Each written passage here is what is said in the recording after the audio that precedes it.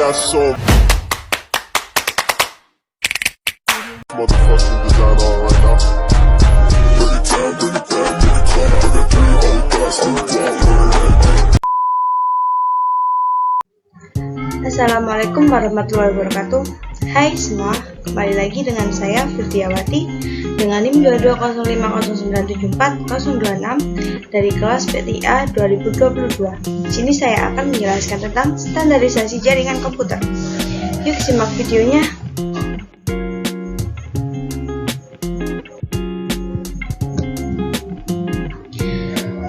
Di sini akan membahas beberapa topik, yaitu ada standarisasi jaringan model ISO, yang kedua ada standarisasi jaringan model TCP atau IP, yang ketiga ada protokol model UDP, yang keempat ada network protocol.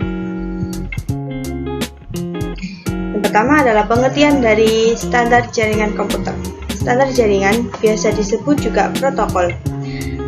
Standar protokol dalam jaringan komputer adalah seperangkat aturan format dan prosedur yang ditetapkan untuk mengatur komunikasi antar perangkat dan sistem di jaringan. Protokol ini mengatur bagaimana data dikirim, diterima, dan diinterpretasikan oleh perangkat yang berpartisipasi dalam komunikasi. Dengan adanya standar protokol, berbagai perangkat dari berbagai produsen dapat berkomunikasi dengan lancar terlepas dari perbedaan perangkat keras atau perangkat lunak yang digunakan. Berikut contoh standar protokol jaringan. Yang pertama ada TCP atau IP, yaitu protokol yang digunakan dalam komunikasi pada internet. Yang kedua ada HTTP atau HTTPS, adalah standar protokol ini digunakan untuk mengakses situs web dan berkomunikasi dengan server web. Yang ketiga ada SMTP atau POP3 atau IMAP. Protokol ini digunakan untuk mengirim dan menerima email. Yang keempat ada DNS atau Domain Name System. Standar protokol ini mengonversi alamat web yang mudah diingat, seperti example.com, menjadi alamat IP yang sesuai. Yang terakhir ada SSH atau Secure Shell. Protokol ini digunakan untuk mengakses dan mengelola perangkat jaringan secara aman melalui koneksi terenkripsi. Selanjutnya kita membahas tentang standarisasi jaringan model OSI. Standar jaringan model OSI adalah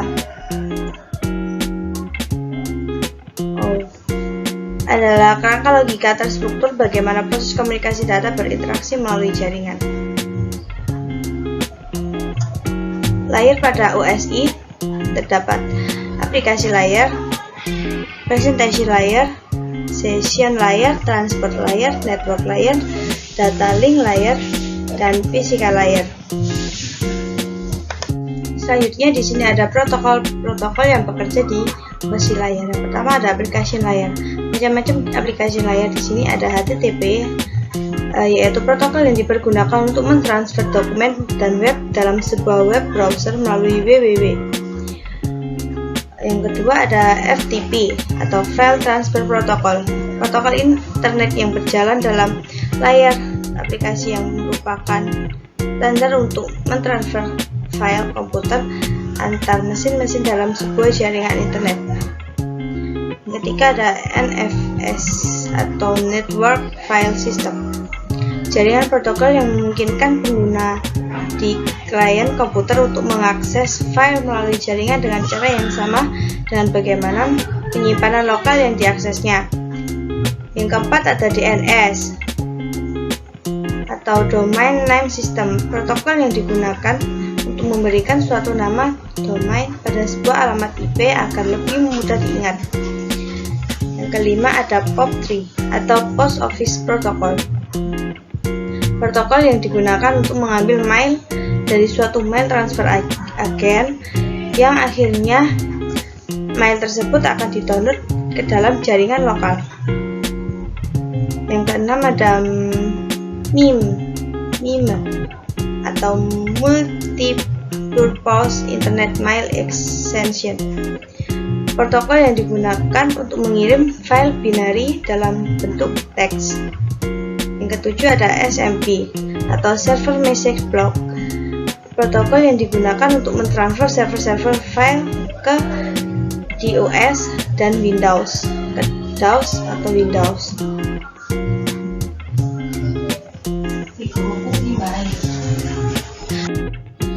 Yang kedelapan ada NNTP atau Network News Transfer Protocol, protokol yang digunakan untuk menerima dan mengirim news group.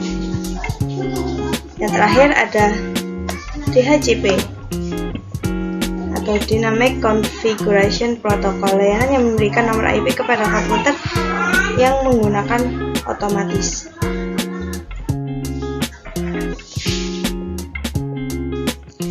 Protokol selanjutnya yang ada di OC layar. Yang kedua ada presentasi layar. Di presentasi layar ini ada beberapa macam jenisnya, yaitu yang pertama ada Telnet, yaitu protokol yang digunakan untuk akses remote masuk ke suatu host data berjalan secara lain teks. Yang kedua ada SMTP atau Simple Mail Transfer Protocol, yaitu salah satu protokol yang biasa digunakan dalam pengiriman email di internet atau untuk mengirimkan data dari komputer pengirim email ke server email penerima. Yang ketiga ada SNMP, yaitu Simple Network Management Protocol. Protokol ini digunakan dalam suatu manajemen jaringan.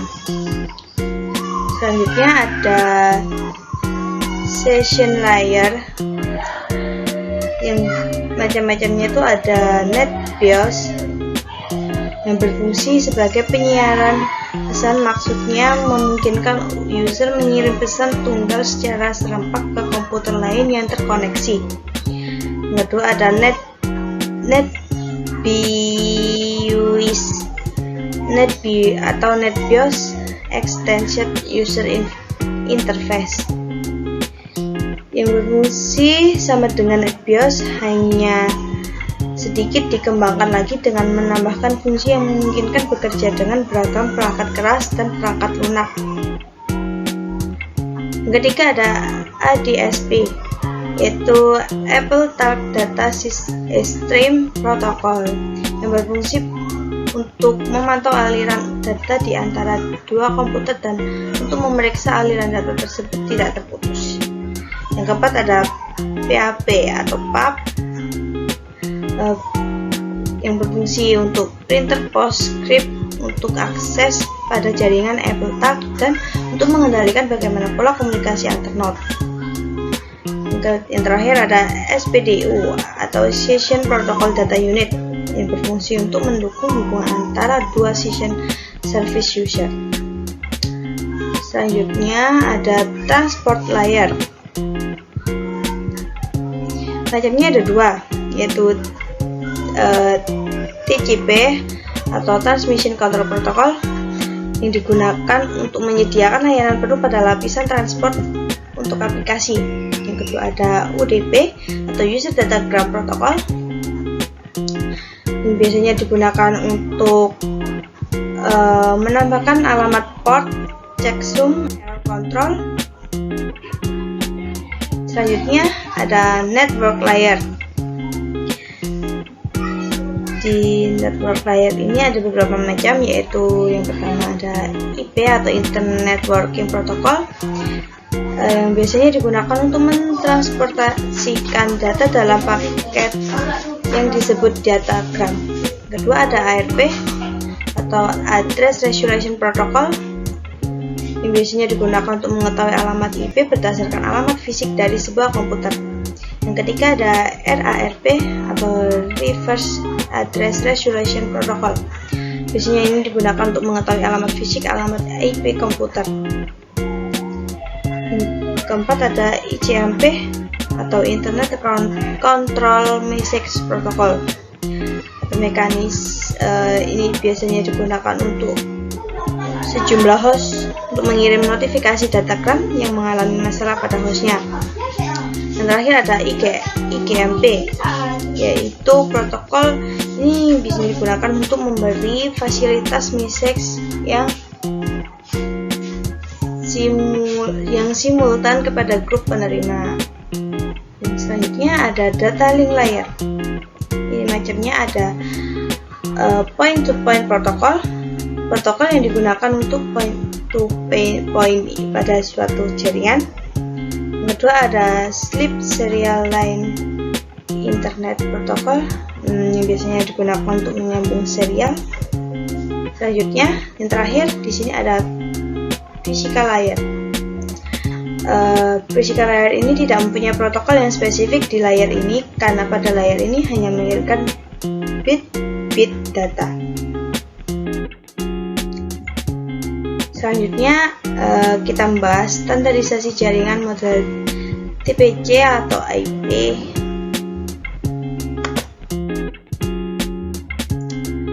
TCP atau IP adalah standar komunikasi data yang digunakan oleh komunitas internet dalam proses tukar-menukar data dari satu komputer ke komputer lain di dalam jaringan internet.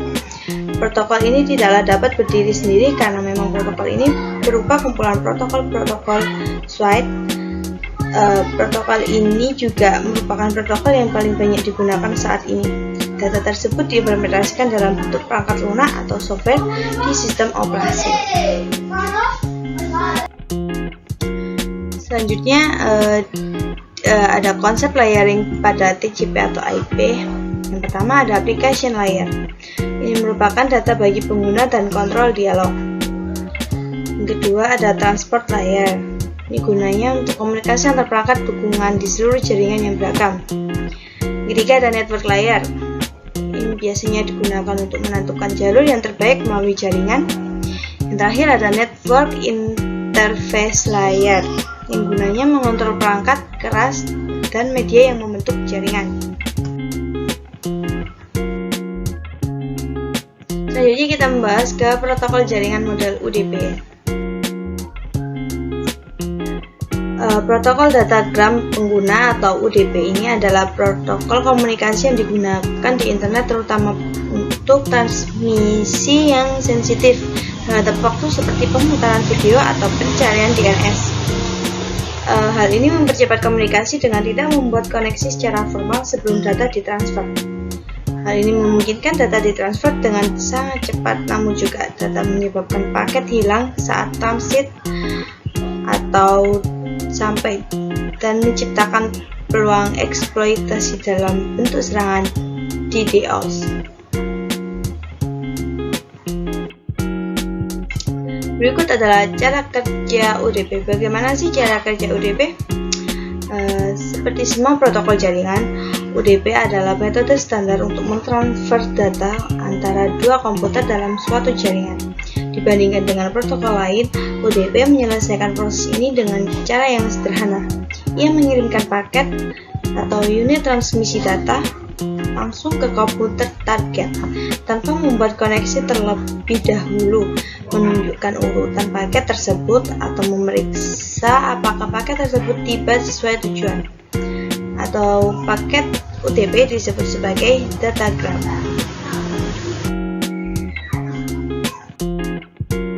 Selanjutnya di sini ada perbedaan TCP versus UDP. Kalian lihat sendiri di sini ada beberapa perbedaan. Saya next. Selanjutnya ada kita bahas network protocol.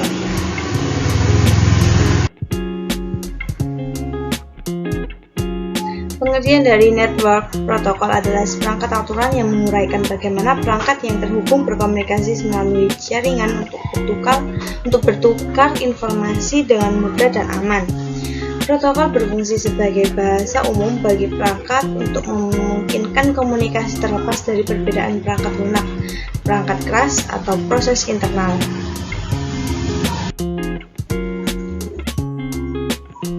Di sini selanjutnya kita membahas macam-macam network protokol. Yang pertama ada serial line internet protocol. Dia merupakan protokol yang memungkinkan memindahkan data IP melalui saluran telepon.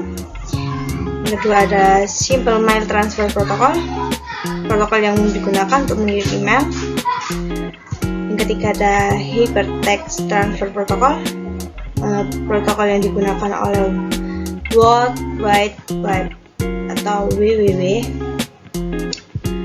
Yang keempat ada Telecommunication Network atau Telnet, protokol yang biasanya digunakan untuk koneksi internet atau local area network. Yang kelima ada File Transfer Protocol, protokol internet yang berjalan di dalam lapisan aplikasi yang merupakan standar untuk pentransferan file komputer antar mesin-mesin dalam sebuah internet network. Yang ke-6 ada Lightweight Directory Access Protocol, protokol perangkat lunak untuk memungkinkan semua orang mencari resource organisasi perorangan dan lainnya seperti file atau printer di dalam jaringan baik di internet atau intranet. Selanjutnya ada SSL atau Secure Socket Layer, protokol jaringan yang paling banyak digunakan untuk enkripsi. Ditambah lagi, SSL digunakan tidak hanya keamanan koneksi web, tetapi untuk berbagai aplikasi yang memerlukan enkripsi jaringan end-to-end. Untuk memodifikasi SSL, Apache Linux dapat menggunakan perintah a2dismount.